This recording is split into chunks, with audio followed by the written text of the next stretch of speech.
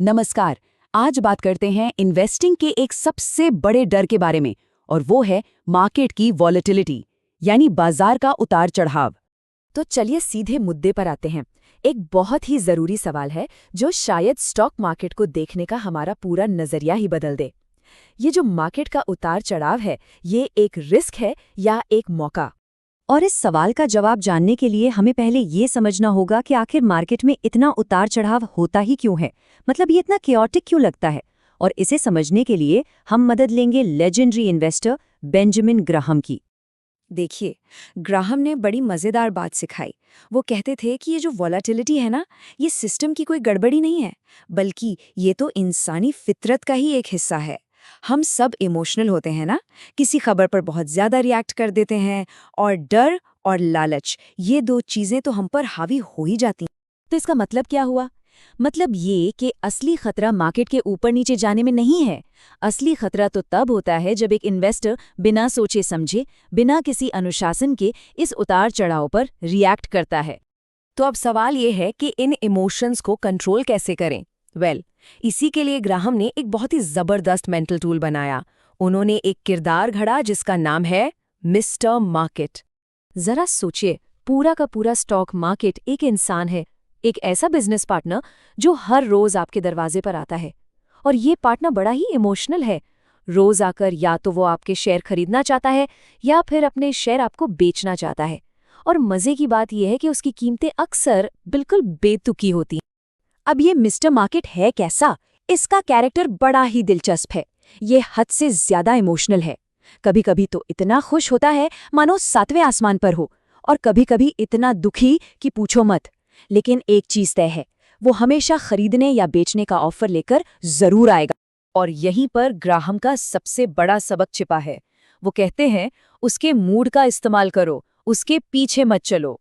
मतलब एक इन्वेस्टर का काम उसके इमोशनल ड्रामा में फंसना नहीं, बल्कि उसके इन उतार चढ़ाव का फायदा उठाना है। तो ठीक है, ये तो हुई फिलॉसफी, पर असली स्ट्रैटेजी क्या है? मिस्टर मार्केट से डील करने का एक सीधा साधा प्लान क्या हो सकता है? चलिए देखते हैं। ग्राहम ने पूरी स्ट्रैटेजी को बस 2 बहुत ही सिंपल लेकिन पावरफुल नियमों में बांध दिया।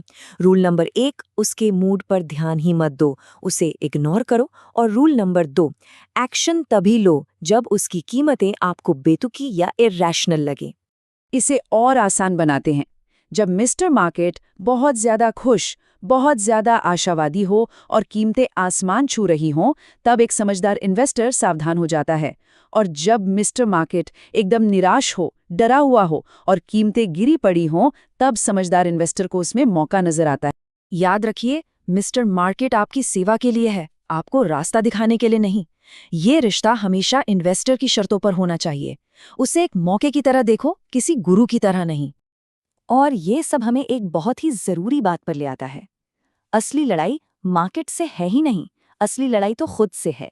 ग्राहम इस बात पर बार बार जोर देते थे कि इन्वेस्टिंग में कामयाब होने के लिए सबसे बड़ी स्किल कोई टेक्निकल एनालिसिस नहीं, बल्कि इमोशनल डिसिप्लिन है, अपने खुद के मन पर काबू पाना।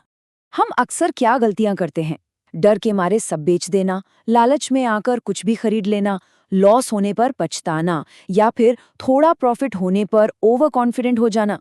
सच तो ये है कि मिस्टर मार्केट का पूरा खेल ही इन्हीं इमोशंस को जगाने के लिए बना है। लेकिन एक इंटेलिजेंट इन्वेस्टर क्या करता है? वो इन सब इमोशनल शोर शराबे को इग्नोर करता है। वो अपने बनाए नियमों पर, अपनी वैल्यूएशंस पर टिका रहता है। उसका फोकस हमेशा इंट्रिंसिक वैल्यू पर होता है, मतलब कंपनी की असली कीमत क्या है, न कि मार्केट में आज उसका भाव क्या चल रहा है। तो जब कोई अपने इस इनर गेम को मास्टर कर लेता है, तो मार्केट के उतार चढ़ाव के साथ उसका रिश्ता ही बदल जाता है। ग्राहम का एक बहुत ही मशहूर कोट है जो इस पूरी फिलॉसफी का सार है। एक इंटेलिजेंट इन्वेस्टर वो यथार्थवादी है जो आशावादियों को बेचता है और निराशावादियों से खरीदता है। मतलब दूसरों के इमोशंस को अपने लॉजिकल फैसलों के लिए फ्यूल की तरह इस्तेमाल करना। तो फिर ये वॉलेटिलिटी, ये उतार चढ़ाव अब कोई खतरा नहीं रहा, बल्कि यही वो चीज है जो आपको मौके देती है।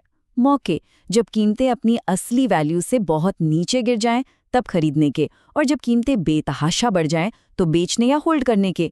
और हाँ, अपने पोर्टफोलियो को रीबैलेंस करने का भी यही सही समय होता है। और इस अप्रोच का फायदे बिल्कुल साफ हैं।